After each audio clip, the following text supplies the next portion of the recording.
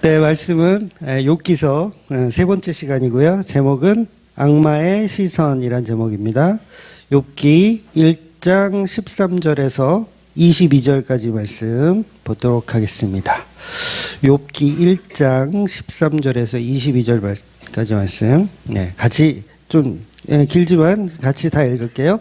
하루는 욥의 자녀들이 그 마다들의 집에서 음식을 먹으며 포도주를 마실 때 사환이 욥에게 와서 아뢰되 소는 밭을 갈고 나귀는 그 곁에서 풀을 먹는데 스밧 사람이 갑자기 이르러 그것들을 빼앗고 칼로 종들을 죽였나이다. 나만 홀로 피하였으므로 주께서 아래로 왔나이다. 그가 아직 말하는 동안에 또 한 사람이 와서 아뢰되 사람의 불이 하늘에서 떨어져서 나만 홀로 피하였으므로 주인께 아래로 왔나이다. 그가 아직 말하는 동안에 또 한 사람이 와서 아뢰되 갈대아 사람이 새 무리를 지어 갑자기 낙타에게 달려들어 그것을 빼앗았으며 칼로 종들을 죽였나이다. 나만 홀로 피하였으므로 주인께 아래로 왔나이다. 그가 아직 말하는 동안에 또 한 사람이 와서 주인의 자녀들이 그들의 맏아들의 집에서 음식을 먹으며 포도주를 마시는데 거친 들에서 큰 바람이 와서 집 내 모퉁이를 치매 그 청년들을 위해 무너짐으로 그들이 죽었나이다. 나만 홀로 피하였으므로 주인께 아래로 왔나이다 한지라. 욥이 일어나 겉옷을 찢고 머리털을 밀고 땅에 엎드려 예배하며 이르되 내가 모태에서 알몸으로 나왔은즉 또한 알몸은 그리로 돌아올지라. 주이신 이도 여호와시요 거두시는 이도 여호와시오니 여호와의 이름이 찬송을 받을지니이다 하고 이 모든 일을 욥이 범죄하지 아니하고 하나님을 향하여 원망하지 아니하니라. 아멘. 네, 욥기 세 번째. 지난주 하나님과 사탄이 이제 욥을 놓고 일종의 내기를 했어요. 내기라는 말은 오해하지 마시고 들으셨으면 좋겠어요. 하나님과 마귀가 생각이 다른 거죠. 어떤 사건을 놓고 그 결론에 있어서 하나님과 마귀의 이 생각이 다른 겁니다. 하나님은 욥이 고난을 받아도 하나님을 원망하지 않을 것이다에 걸으셨고요. 그 다음에 사탄은 욥이 고난을 받으면 반드시 하나님을 원망할 것이라는 거에 걸었어요. 그렇죠? 두 분이래. 한 분과 한 놈의 내기가 이제 펼쳐지고 그 첫 번째 이제 고난이 오늘 우리가 읽은 본문입니다. 그래서 오늘은 이제 사탄이 욥을 망가뜨리는 그 첫 번째 사건이에요. 그렇다면 여러분 지금 우리가 이 본문을 읽었잖아요. 읽어보고 나서 여러분이 생각하기에 이 내기의 승자는 누구 같으세요? 예, 얘기의 승자는 22절을 보면 우리가 본문 읽은 22절을 보면 이렇게 나와 있잖아요. 욥이 범죄하지 아니하고 하나님을 향하여 원망하지 않았다. 그렇죠? 그러면 내기에서 누가 이긴 거예요? 하나님이 이긴 거죠. 그런데 이거 누가 봐도 하나님이 이긴 거예요. 그런데 사탄은 이것을 인정하지 않는다는 거예요. 사탄은 인정하지 않아요. 원래 악마 스타일이 그렇거든요. 하나님이 하시는 일을 인정한다 안 한다? 네, 인정하지 않아요. 그러니까 하나님의 뜻을 인정하면 그건 마귀가 아니죠. 인정하면 그분은 천사죠. 근데 마귀들은 인정하지 않는 거예요. 그래서 사탄은 이 1라운드의 이 승패, 1라운드의 승패를 깨끗이 승복하면 좋은데 하나님 제가 졌습니다. 욥이 정말 하나님을 원망하지 않는군요 하고 졌습니다 하면 끝날 일인데 마귀는 그렇게 하지 않는 거예요. 뭔가 개운하지 않다라는 거죠. 그래서 2장에 가면 2라운드를 해야 된다고 주장하는 거예요. 1라운드 갖고는 제가 볼 때는 저 욥이 겉과 속이 다르다. 그래서 2라운드가 필요하다라고 이제 이야기하는 내용이 이제 2장에 가면 또 나와요. 그래서 2장 가면 이제 어떤 고난을 또 줍니까? 이제 몸을 상하게 하는 고난을 줘요. 1장에서는 자기 몸이 상하진 않거든요. 근데 2장에 가면 자기 몸이 상하는 그런 고난까지도 이제 당하는 겁니다. 그래서 사탄은 오늘 1장에서 욥이 했던 신앙 고백, 우리가 방금 읽은 22절의 이 신앙 고백을 사탄은 인정한다 안 한다? 인정을 안 하는 거예요. 인정했다면 2라운드로 갈 필요가 없죠. 깨끗이 승복하고 갈 텐데 사탄은 이걸 인정하지 않는 거예요. 그럼 왜 사탄은 이 본문의 이 1장의 마지막을 왜 인정하지 않는가에 대해서 우리가 그 악마의 시선을 가지고 오늘 이 1장 본문을 좀 자세히 살펴보도록 하겠습니다. 그래서 본문의 시작을 보면 처음에는 이제 욥의 자녀들이 마다들의 집에서 음식을 먹으며 포도주를 마시고 있을 시간이라고 본문은 이야기하고 있어요.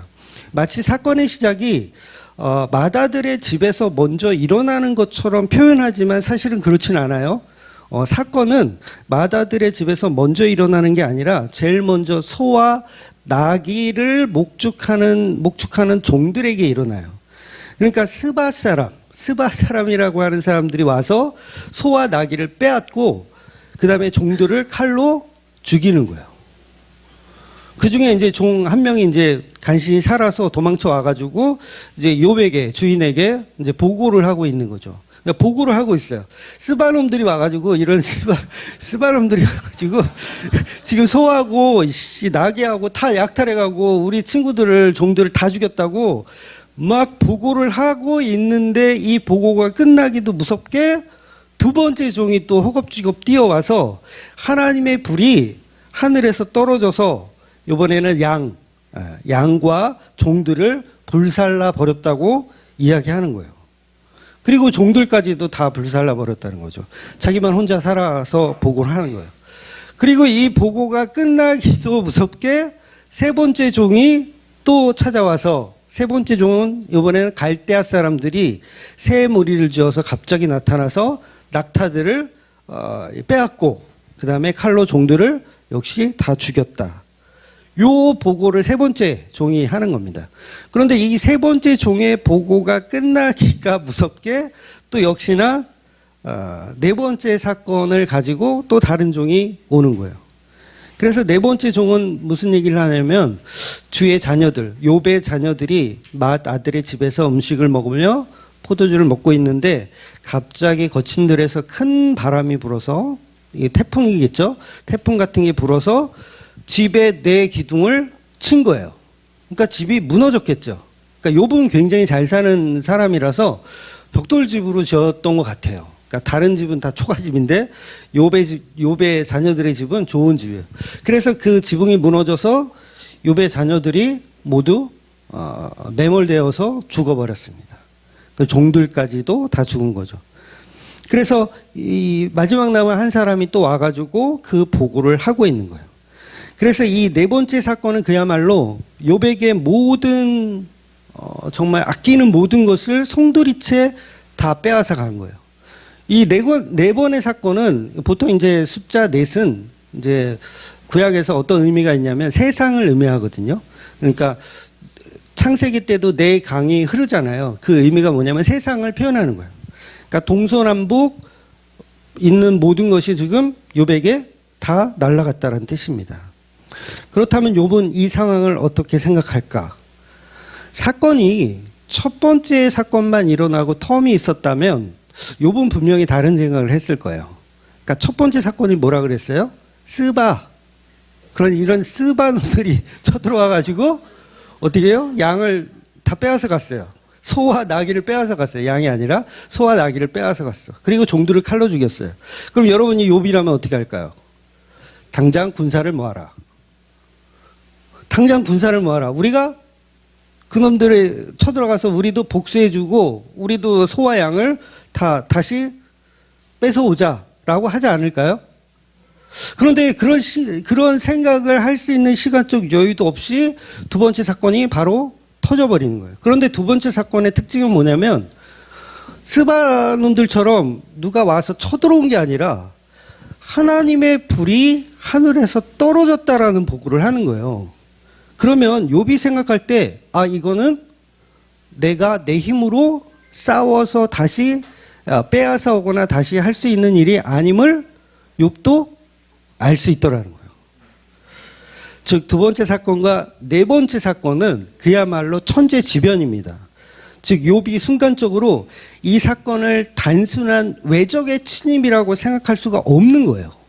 그러면 뭐 어떻게 생각할 수밖에 없어요? 이건 하나님이 하시는 일이구나라고 생각할 수밖에 없어요. 원인은 모르지만 이거는 그냥 스바놈들이 우리를 쳐들어와가지고 우리가 공격할 수 있는 그런 수준의 사건들이 아님을 욥이 직감할 수 있는 거예요. 그래서 욥은 어떻게 하냐면 군대를 모아라. 스바놈들 쳐들어가자. 또는 갈대아 놈들 너네 두고 봐라. 빨리 군대 모아. 갈 때부터 쳐들어가자. 이렇게 하지 않고 욥은 어떻게 하냐면 자기 옷을 찢고 자기 머리를 다 밀어버려요. 즉 이 행동은 뭐냐면 내가 할 수 있는 게 없다라는 의미예요. 직감적으로 이건 하나님이 하시는 일임을 아는 거죠. 즉 고난의 원인은 모르지만 이건 하나님이 하시는 일이라는 것을 인정하는 거예요. 그래서 21절에 보면 주신 분도 하나님이요 가져가신 분도 하나님이라는 말에 신앙 고백을 하게 되는 겁니다. 그런데 이 신앙 고백에는 뭐가 있냐면 전쟁을 할 필요가 없다는 포기의 신앙 고백이 들어있는 거예요. 그러니까 사단이 볼 때 이거는 온전한 신앙 고백이라고 받아들일 수가 없는 거예요. 결정적인 게 뭐냐면 지금 다 잃었잖아요. 동서남북 다 잃었잖아요. 그 남은 게 있어요. 어디가 남아 있어요? 지금 욥이 거주하는 욥의 아내와 욥의 집은 아직 안전한 거예요. 그러면 종들이 지금 4명이 와가지고 순서대로 이렇게 보고를 했으면 그 다음 타겟은 어딜까요? 직감적으로 나와 내 아내가 있는 이 집도 곧 하나님에게 멸망당하겠구나라는 것을 직감할 수 있어요. 마치 남유다와 북이스라엘이 바벨론과 아수르에 망하잖아요. 그 망했을 때 이스라엘 백성은 어떻게 생각합니까? 이건 하나님의 하신 일이라고 생각을 하는 거예요. 왜냐하면 선지자들도 그렇게 얘기했고요. 그래서 21절에 욥이 찬송했다라고까지 표현을 하지만 실제로 이건 찬송이 아님을 사탄은 고발하고 있는 거예요. 이건 자포자기한 거고 절대자 앞에 이길 수 없으니까 그냥 죽은 척 하는 거다. 그러니까 이게 여러분은 엄청난 신앙 고백이다 이렇게 생각을 하잖아요. 보통 주신 분도 하나님이요 가져가신 분도 하나님이다. 여러분의 자녀가 10명이 다 죽고 여러분의 재산이 동서남북으로 적금 4개 있는데 적금 4개가 다 보이스피싱 당해서 다 날아갔다. 생각했을 때 주신 분도 하나님이요 가져가신 분도 하나님이라는 이 고백을 신앙 고백으로 하라는 그런 이야기가 아니고 욥은 왜 이렇게 할 수밖에 없느냐를 지금 설명하는 건데 욥은 결국은 뭐냐면 마지막 남은 하나를 지키기 위한 굴복이었다라고 사탄은 이야기하고 싶은 거라고요. 설명을 더럽게 못하네. 이해가 되세요? 욥이 진짜 그랬다는 게 아니라 악마의 시선으로는 그렇게 볼 수 있다라는 거예요. 그래서 여러분 이거를 주신 분도 하나님이요 가져가신 하나님이요 요 내용 자체는요 우리가 하는 신앙 고백이 되어서는 안 되는 거예요. 왜냐하면 거기에도 꼼수가 있기 때문에 그래요. 오늘날 우리가 아브라함이 자기 아들 이삭을 번제로 바쳤을 때 이거 신앙 고백이다. 여러분도 그렇게 하셔야 된다고 대부분은 그렇게 설교할 거예요. 아브라함처럼 자기 자식을 하나님께 드려야 한다. 그리고 아들, 딸 10명이 다 죽어도 다 죽었어요. 무슨 이유인지 몰라. 죽었어요. 그래도 하나님께 예배하고 찬양해야 된다. 왜? 욥처럼 찬양해야 된다. 이런 정신 나간 메시지에 혹하시면 안 돼요. 본문은 그런 얘기를 하는 게 아닙니다. 그러니까 이 상황에서 이 욥과 같은 이 상황에서 자식이 10명이 죽었어요. 지금 이 상황에서 주신 분도 하나님이요 가져가신 분도 하나님이요 그러면서 찬양하잖아요. 하나님 찬양하잖아요. 요거는 소시오패스라고 하는 거예요. 요거는 정상적인 인간이 아니에요. 제가 아브라함이라면 저는 그랬을 거야. 하나님 이삭의 생명 말고 차라리 저를 번제로 받으세요. 아니 그거는 안 됩니다. 이거는 그럴 수 없습니다. 차라리 저를 데려가세요. 그런데 아브라함은요, 시치미를 뚝 떼고 자기 아들하고 여행을 해요. 어디? 번제로 드리려고 여행을 해요. 이삭 알아요? 몰라요? 어디 가는지 알아요? 몰라요? 몰라요. 시치미를 뚝 떼고 가는 거예요. 근데 살해하러 가는 거잖아요. 자기 아들을 죽이려고 가는 거잖아요. 그것도 태워 죽이려고 가는 거예요. 소시오패스예요? 아니에요? 아, 인정을 안 하네. 아, 경험이 없으시구나. 여러분의 아들을 데리고 내가 얘를 지금 산에 가다가 산에서 올려서 이 각을 뜨고, 각을 뜬다는 게 뭐예요? 손, 발 다 자르는 거예요. 다 잘라서 창자를 가르고 창자 다 꺼내고 그 다음에 태워 죽이려고 지금 손을 잡고 이삭을 가고 있단 말이에요. 이렇게 하고 있으면 이걸 소시오패스, 이게 소시오패스도 좀 고급스럽다. 사이코패스라고 해야 되죠. 그런데 이걸 신앙 고백이라고 똑같이 정형화하라고 하면 그 메시지는 거짓이에요.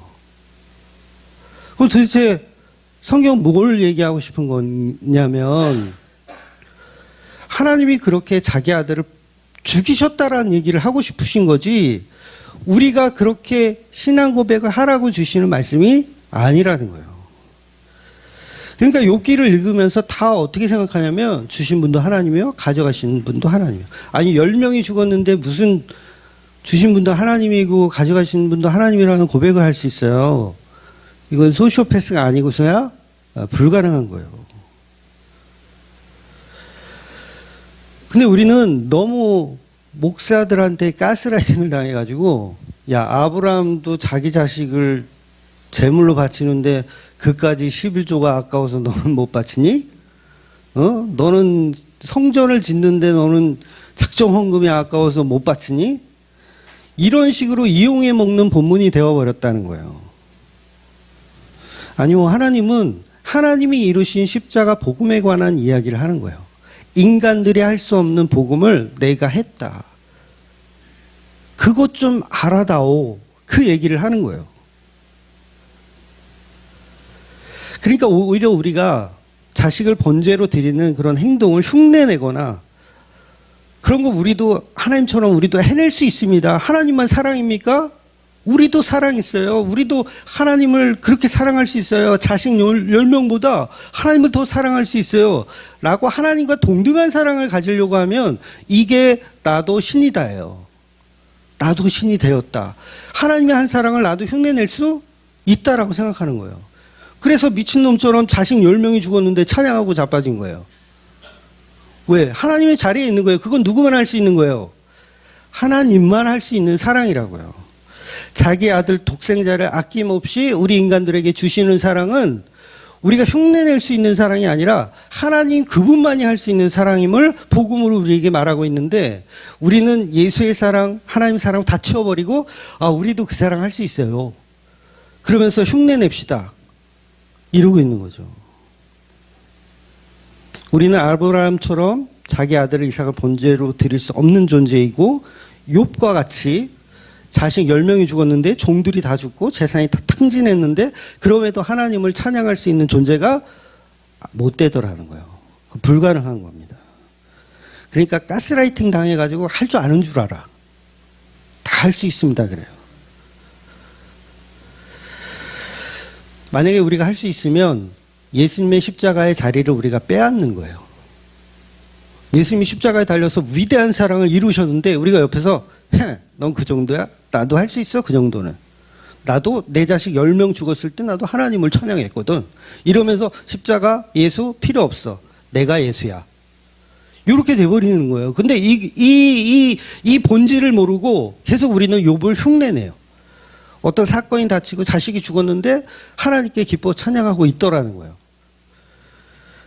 아니요, 우리는 기뻐할 수 없어요. 도대체 왜 그러십니까? 도대체 왜 그러십니까? 그런데 지금 이 욥의 상태를 정확히 깨뜨려 보고 있는 애가 누구냐면 마귀가 그걸 정확히 깨뜨려 보고 있는 거예요. 이 사랑은 불가능한 사랑이라는 거예요. 지금 이 마귀의 이야기는 욥의 저 행동은 분명히 저건 불가능한 행동인데 뭔가 이유가 있을 겁니다. 그래서 2라운드가 필요하다고 주장하는 거예요. 그래서 이게 악마의 시선이라는 거죠. 왜냐하면 악마는 뭘 못 보고 있냐면 욥 안에 들어있는 그리스도를 못 보고 있어요. 그러니까 이거 인간이 할 수 없는 사랑인데요. 이거는 다시 해야 되는데요. 2라운드 가야 되는데요. 욥이 마지막에 10명의 자녀를 다시 생산하거든요. 이제 42장에 가면 욥이 10명을 다시 자녀로 주세요. 그런다고 그게 축복일까요? 이미 10명이 죽었는데? 그렇잖아요. 이미 10명이 죽은 고통을 갖고 있는데 10명이 다시 태어난다고 한들 그 10명의 죽음에 관해서 아파하지 않을까요? 이거는 보상될 수 없는 거예요. 첫째 아이가 죽어서 슬픈데 둘째 아이가 태어났다고 해서 첫째 아이의 슬픔이 다 사라질까요? 사라지지 않아요. 평생 가슴에 묻고 가야 되는 거예요. 물론 저는 경험이 없지만 그럴 것 같아요. 충분히. 그래서 욥기의 고난, 고통, 축복에 관한 이야기가 아닙니다. 이건 예수님이 이루신 십자가의 그 복음에 관한 이야기를 하고 있는 거예요. 자꾸 인간들은 욥기를 보면서 우리도 욥처럼 할 수 있다. 우리도 예수님처럼 할 수 있다라고 해석하는 자체가 악마의 시선이라는 거죠. 우리도 욥처럼 하나님을 사랑할 수 있다고 보는 어리석은 생각이 선악과를 먹은 자들의 생각인 거예요. 우리 인간은 이유 없이 고난을 주시는 하나님을 사랑할 수 없어야 정상입니다. 이유 없이 고난을 주시는 하나님 없어야 정상이에요. 스밧 사람들이 쳐들어온 거는 내 힘으로도 한번 해볼 수 있어.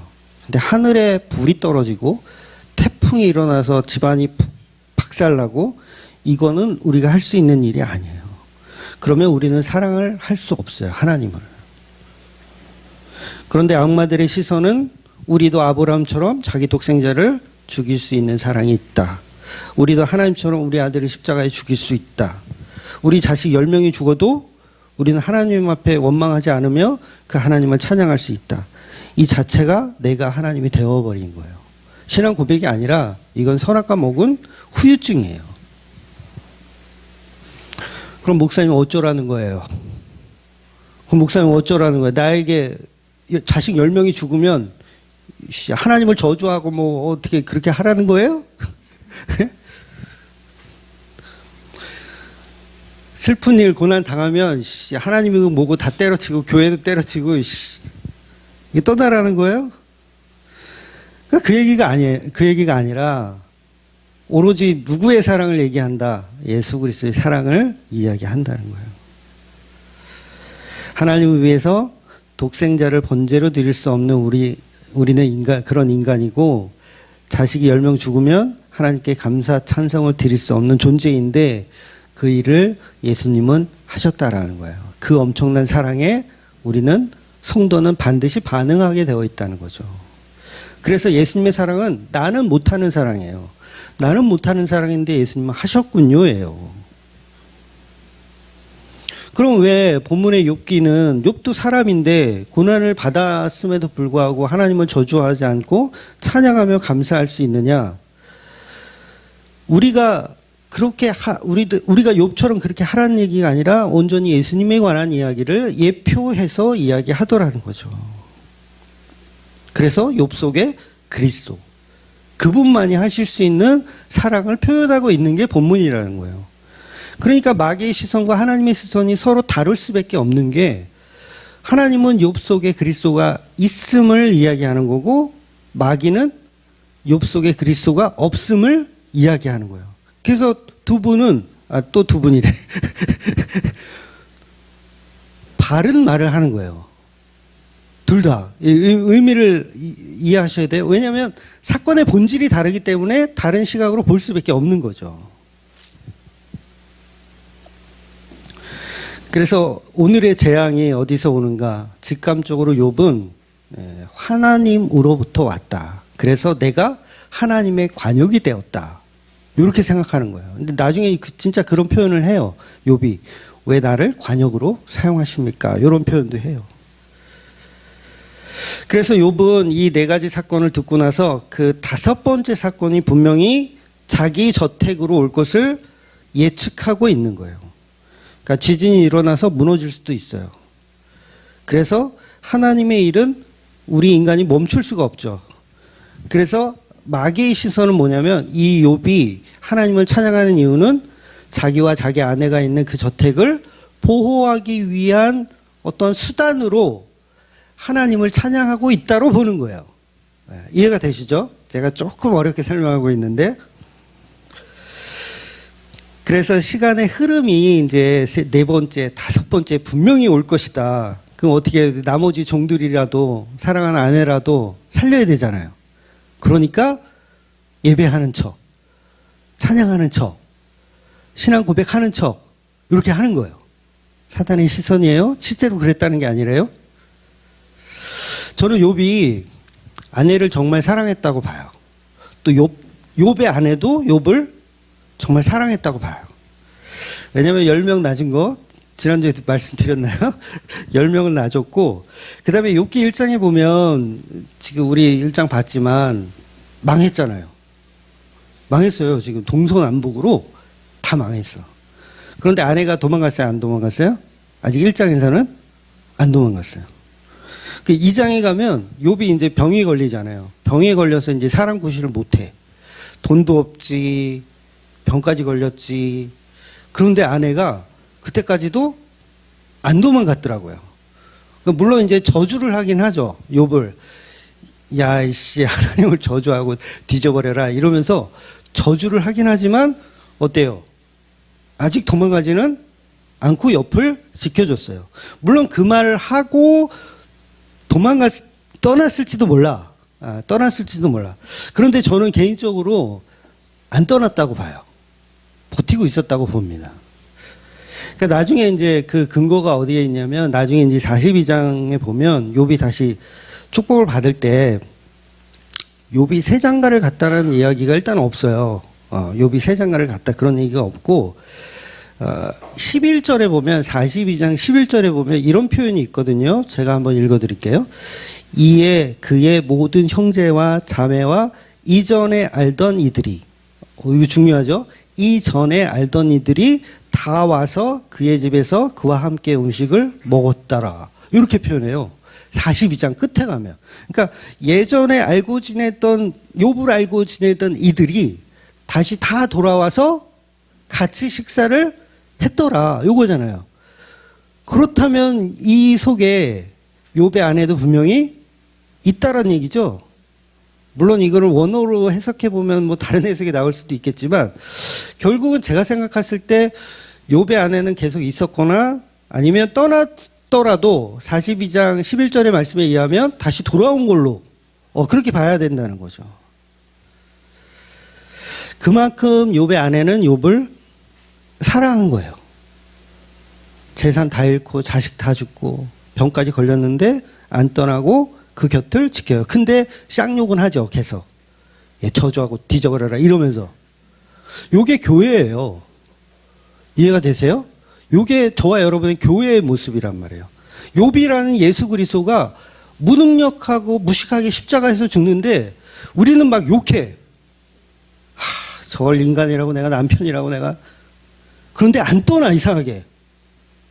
이해가 돼서 떠났더라도 다시 돌아오게 되어 있어.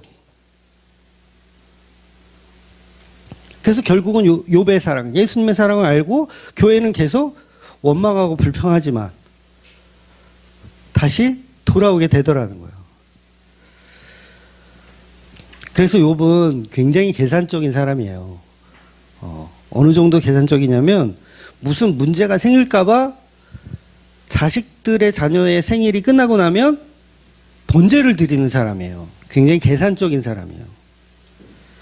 그래서 본문에 나오는 욥의 이 기이한 행동, 자식 10명이 죽었는데도 찬양하고 있는 이 기이한 행동은 신앙 고백이 아니라 남은 자들을 위한 절규였던 거예요. 남은 자들을 위한 절규. 자기 아내와 남은 종들을 그래도 지키기 위한 마지막 절규. 그러니까 문자적으로는 우리가 처음에 나누었죠. 누가 이 내기에서 이긴 것 같으세요? 했을 때 저와 여러분은 22절 보니까 하나님이 이겼네요 라고 하지만 사탄이 볼 때는 뭐예요? 역설적인 원망으로 보이는 거예요. 그러니까 하나님이 이긴 게 아니라고 이기는 거죠. 욥은 지금 자기 살기 위해서 5번째 타켓이 본인이 될까봐 하나님 앞에 찬양하는 척 연기를 하고 있는 거지, 이건 하나님이 승리하신 게 아니에요. 이건 좀 애매해요. 이거 비디오 판독을 해야 돼요. 요 얘기죠. 요새 축구가 재밌죠. 근데 전에는 그런 게 없었던 것 같은데 최근에 보니까 비디오 판독을 하더라고요. 이 축구도. 그래서 뭐 반칙 같은 거 이렇게 하면 비디오 판독을 이렇게 보고, 이거 뭐죠? 이렇게 슛 때리는 거? 페널티 킥을 줄 건지 안 줄 건지를 비디오 판독을, 나만 테레비를 보고 밤새. 그러니까 이 마귀가 그걸 이야기하고 싶은 거예요. 이거는 하나님 찬양하는 게 아니라 자기 살려고 꼼수를 부리는 것 같다고. 요거는 비디오 판독해야 된다. 그래서 마귀가 무슨 제안을 합니까? 그러면 몸을 상하게 해봅시다. 소시오패스는요, 자기 몸이 상하는 건 못 견뎌요. 여러분이 소시오패스가 되신 적이 없어서. 자기 몸이 상하는 건 못 견디란 말이에요. 그러니까 마귀가 뭘 제안해요? 요번에는 욥의 몸을 건드려 봅시다. 이렇게 제안하는 거예요. 그러면 분명히 하나님은 원망할 것입니다. 근데 하나님은 끝까지 그렇지 않을 것이다. 그리고 2라운드를 이제 2장에서 두 번째 내기를 시작하는 거예요. 그래서 마귀들은 이렇게 볼 수밖에 없죠. 욥 안에 그리스도를 모르기 때문에 그래요. 그러니까 사탄이 볼 때 이거는 한두 번 해본 솜씨가 아닌 거예요. 이런 식으로 교활한 인간이다 이렇게 보는 거죠. 마귀의 시선에서는. 그러니까 저와 여러분을요, 마귀가 본다고 생각해서 보세요. 교활한 인간으로 봅니다. 저도 목사고 설교하고 막 이렇게 착한 척 막 이러지만 누가 나를 교활하게 봐요? 마귀는 교활하게 봐요. 근데 그 교활하게 보는 그게 틀렸다 맞다? 맞는 거예요. 되게 어렵네. 설교 하다 보니까 어렵네. 그렇잖아요. 두 분은 지금 맞는 얘기를 하고 있다고, 제가. 그래서 천상회의가 왜 일어나요? 서로 짜고 있는 거야. 여러분은 다 지금 섞어 있는 거야. 하나님과 마귀가 서로 짜고 욥을 놓고 내기를 하고 있는데 그 내기의 결과는 사실은 이미 정해져 있어요. 그 누구의 승리도 아니고 예수 그리스도를 드러내기 위한 목적이었던 거죠. 그러니까 하나님의 큰 계획 속에 지금 사탄도 이용을 당하고 있는 것 뿐인 거예요. 그래서 욥은 고난의 이유도 모르고 왜 하나님께 따지지도 못해요. 따지지도 않아요. 따졌다가는 또 작살이 날 수 있으니까. 그래서 뭐 할 수 있는 게 없잖아요. 옷이나 찢지 뭐. 옷을 찢는 거야. 머리를 밀고. 여러분, 주신 분도 하나님이고 가져가신 분도 하나님이면 머리는 왜 밀어요? 옷은 왜 찢어요? 그렇지 않아요? 이상하지 않아요? 이게 정말 하나님을 찬양하고 예배하는 거라면, 자녀들이 죽었어요.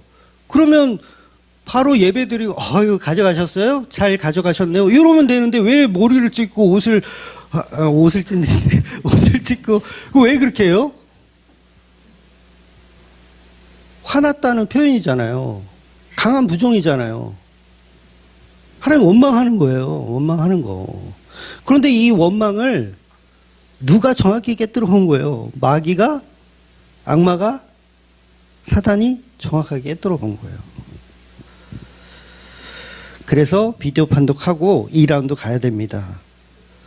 이거 꼼수입니다. 진짜 찬양하는 거 아닙니다.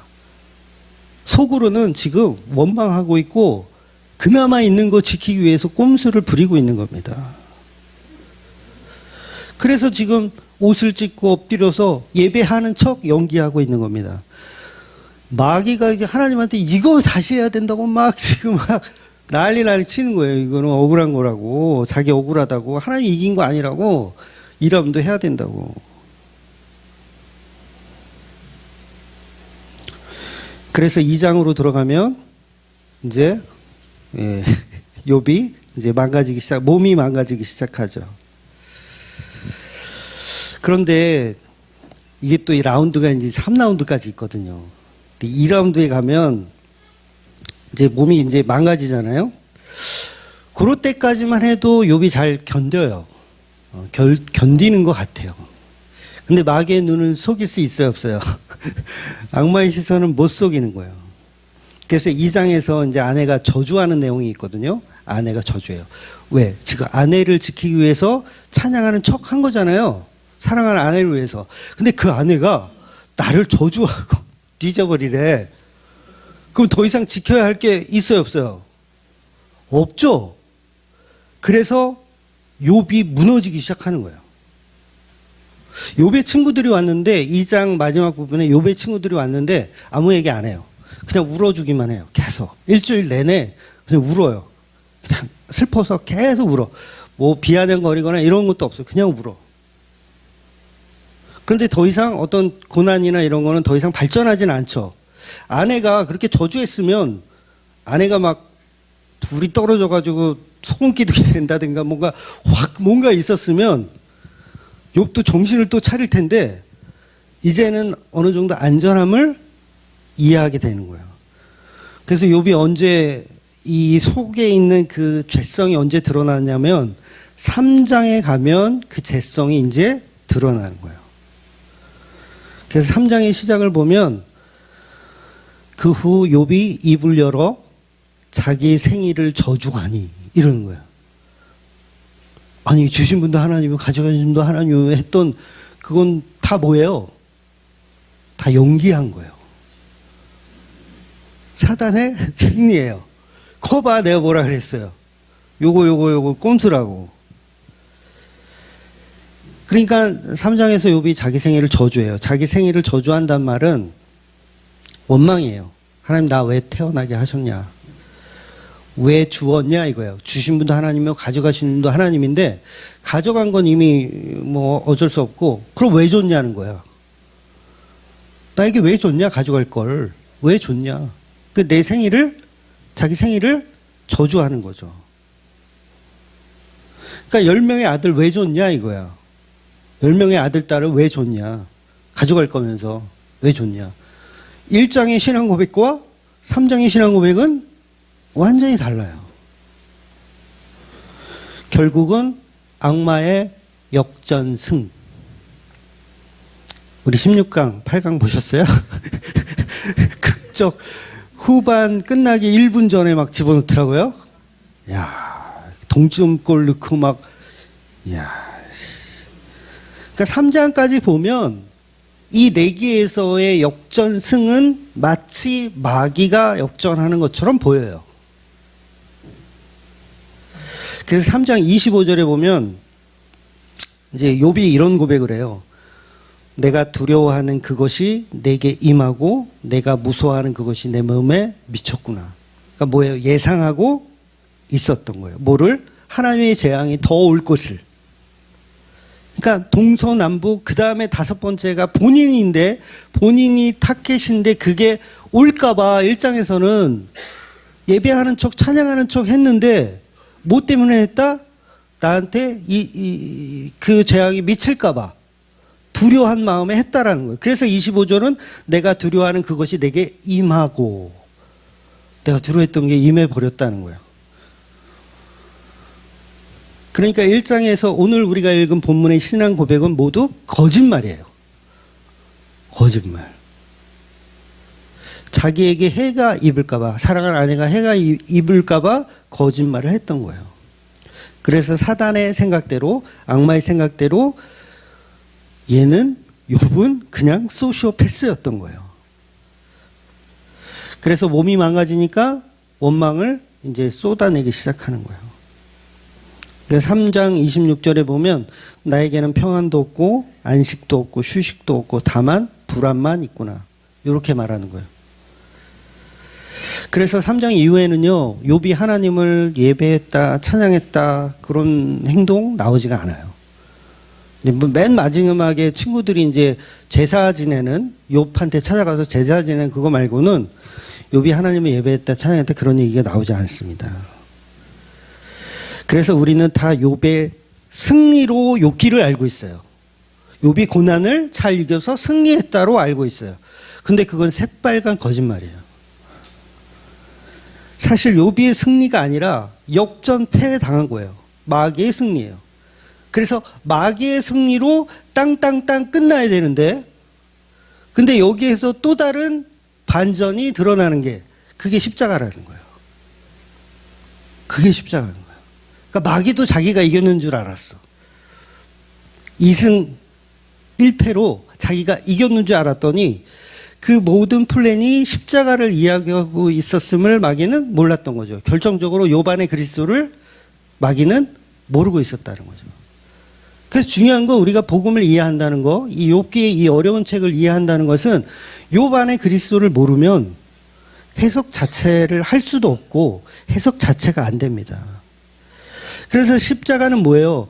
뱀이 이긴 것 같이, 마귀가 이긴 것 같이 표현이 되어지지만 결국은 누가 이겨요? 예수님이 이기는 걸로 최종 마무리가 되는 거잖아요. 그러니까 뱀은 예수님의 발꿈치를 물어서 승리한 것 같지만 결국 사실은 예수님이 뱀의 머리를 밟아 부시는 거죠. 그래서 예수님이 역전패에 당하는 것 같지만 결국은 다시 승리하는 이야기. 그래서 우리가 지금 보고 있는 욥기 1장, 2장, 3장은 욥이 역전패 당하는 것처럼 보이지만 결국은 욥을 누가 승리시키냐면 하나님께서 나중에 38장 이후에 가면 이제 다시 승리케 하시는 내용으로 바꿔버려요. 그러니까 욥의 신앙으로 승리하는 게 아니라는 거. 욥이 자기 신앙으로 승리하는 게 아니에요.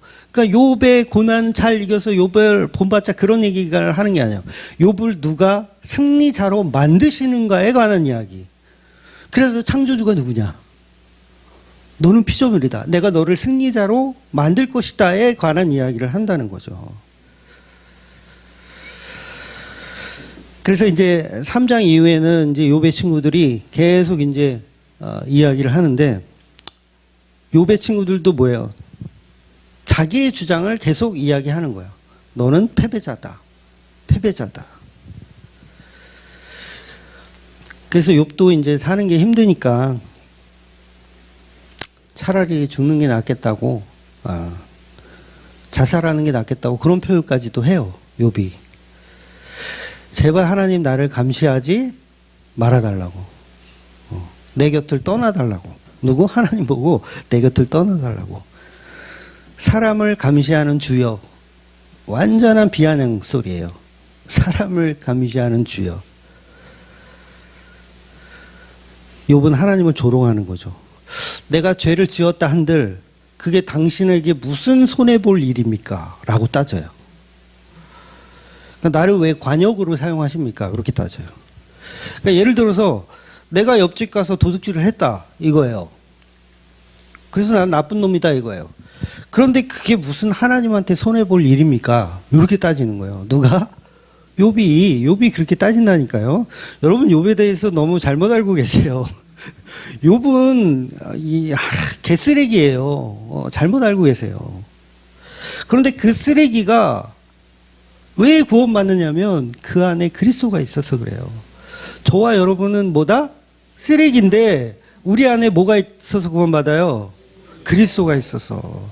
우리는 어떤 쓰레기냐면 자녀 10명이 죽으면 선한 척 연기해요. 예배 잘 드리는 척. 우리 고난 있잖아요. 잘 견디는 척 연기해요. 그래서 그 연기함으로 인해서 내가 신앙이 되게 좋다라고 착각해. 아니요, 내가 그렇게 연기하든 안 하든 그것과 상관없이 저와 여러분 안에 있는 그리스도가 드러나면 되는 거예요.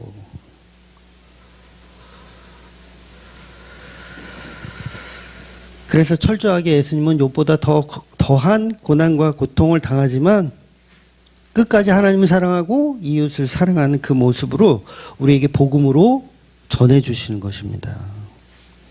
그래서 실제로 욥의 고난을 이기시는 분은 욥이 아니라 그 안에 그리스도께서 이기고 계신 거예요. 그러니까 오늘 본문에 하나님을 찬양해요. 욥이. 인간 욥은 가짜고 그 안에 그리스도는 진짜로 찬양하는 거예요. 굉장히 어려운 설교인데, 네. 욥 속에 그래서 서론에서 그랬잖아요. 욥 속에 두 분이 존재하신다. 예수 그리스도와 우리, 죄인된 우리. 욥 안에 두 사람이 공존하는 거예요. 그래서 빛과 어둠은 하나. 예수라는 빛이 어둠을 먹어버려서 하나가 되는 거예요. 내쫓는 게 아니에요. 어둠을 내쫓는 게 아니라 먹어버려서 하나가 되는 거예요.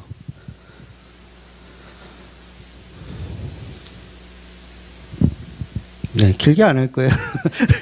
거의 다 끝났어요.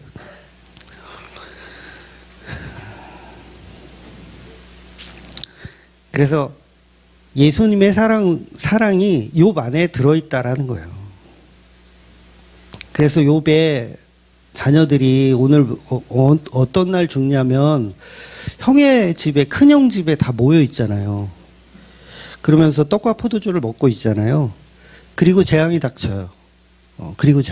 요거 예수 그리스도를 그냥 노골적으로 예표하는 거예요. 예수님이 제자들 12명과 같이 떡과 포도주를 먹고 그 다음에 어디 가요? 십자가로 가시는 거예요. 그래서 그 재앙 그대로 욥기가 예수 그리스도를 드러내고 있는 내용입니다. 그래서 저와 여러분은 성경을 볼 때마다 반드시 욥 속의 그리스도, 모든 성경 안에 그리스도를 보시는 저와 여러분이 되시기를 주의 이름으로 축원드리겠습니다. 아멘. 기도하겠습니다.